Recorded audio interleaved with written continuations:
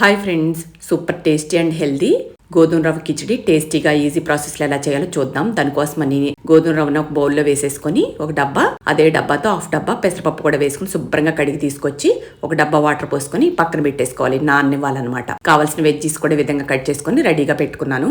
ఇప్పుడు స్టవ్ మీద కుక్కర్ గిన్నె పెట్టేసుకొని దానిలో 3 స్పూన్ల నెయ్యి, 1 స్పూన్ ఆయిల్ వేసేసుకొని సన్నావాలు 1 అర స్పూను, కొంచెం లావు ఆవాలు కూడా 1 అర స్పూన్ వేసేసుకొని 1 స్పూన్ జీరా, మినపప్పు, పచ్చెనపప్పు కూడా వేసుకొని కొద్దిగా వేగాక ఇప్పుడు ఇందులో గుప్పుడు జీడిపప్పు వేసుకొని 2 ఎండుమిర్చిని కూడా తుంచుకొని వేసుకోవాలి. 1 స్పూన్ అల్లం ముక్కలు సన్నగా కట్ చేసుకొని, మీడియం సైజ్ ఆనియన్, అలాగే 3 చిల్లీస్ని కూడా ఈ విధంగా కట్ చేసుకొని వేసుకొని ఇప్పుడు ఇందులో కొద్దిగా కరివేపాకు కూడా వేసుకొని వేగనివ్వాలి. కొద్దిగా వేగాక ఒక మీడియం సైజ్ పొటాటోని ఇట్లా చిన్న ముక్కలుగా కట్ చేసుకొని అవి కూడా వేసుకోవాలి. ఇలా వెజిటేబుల్స్ అన్నీ ఒకదాని తర్వాత ఒకటి వేసేసుకోవాలన్నమాట.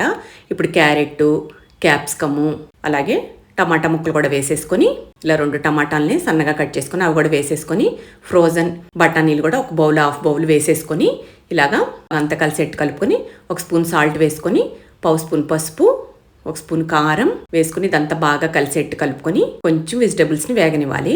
ఇప్పుడు కొద్దిగా వేగాక కొంచెం కరివేపాకు, కొంచెం కొత్తిమీర కూడా వేసుకొని కలుపుకొని ఇందాక పెసరపప్పు రవ్వ కడిగి పెట్టుకున్నాం కదా, వాటర్ పోసుకొని చూసారా నానిపోయిందండి ఇది పూర్తిగా. ఇప్పుడు ఇందులో ఇంకొక 3 డబ్బాలు వాటర్ వేసేసుకోవాలి.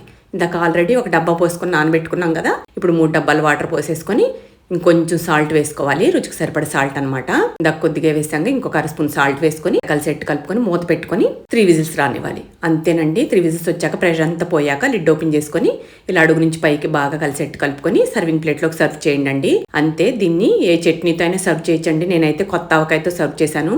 సూపర్ టేస్టీగా ఉంది. ఖచ్చితంగా ట్రై చేయండి. ఇది రైతాతో కూడా సర్వ్ చేయొచ్చు. సూపర్ టేస్టీగా ఉంటుంది. చాలా హెల్తీ కూడా. ఖచ్చితంగా ట్రై చేయండి. చేసుకోవడం కూడా చాలా ఈజీ.